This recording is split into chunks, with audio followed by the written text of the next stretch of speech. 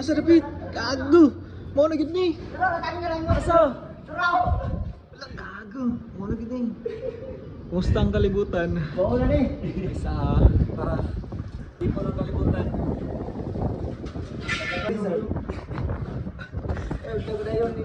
So ang weather karon nasa 160.11 degree. Ha? Oo na ni to. Sakto ka basta malapit. Ang naog na i-check sa namon kon area. Nga na may kabuotan. Boy. Ano ka lang silipkit.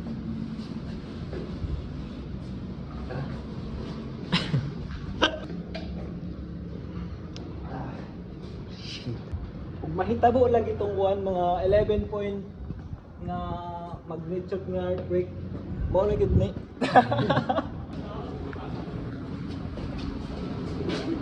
Steady ra dia, continue ra nga atong trabaho dia. Steady ra.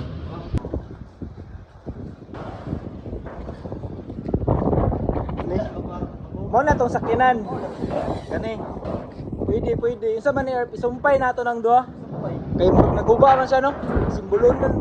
Isa tawagan na. Mo na sa kwan mo. Sa tong watong squad. Station na. Yan na bulma. Bulma? Wow, naraw guys. Linog bagyo pang taon, toro. Tuara dito. Oh! Dana.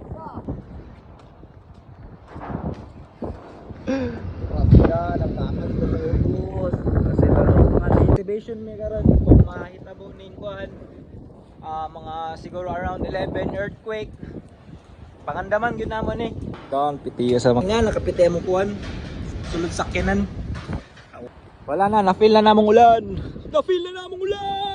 ako nang kuan trabaho dito pitiya ay mo na imong board pag mohog noon na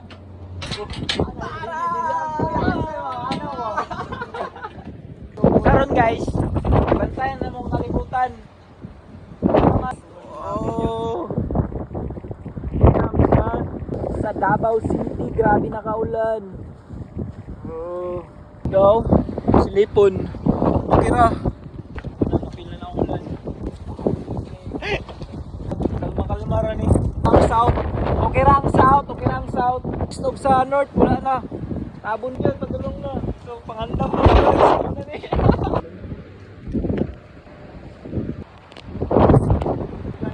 Ilong ng ulan. As you can see guys, ang ulan no. So, mga itong experience na sa gawas, no? Ulan. Atong siguro ni Sir. So, mga ito. Bye guys.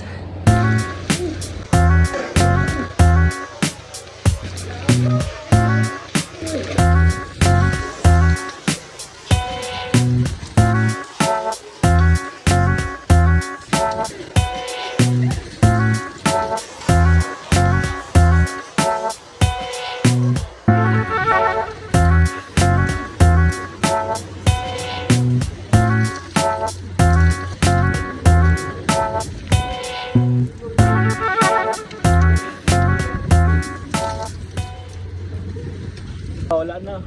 Banta na ang taulan. Halika na.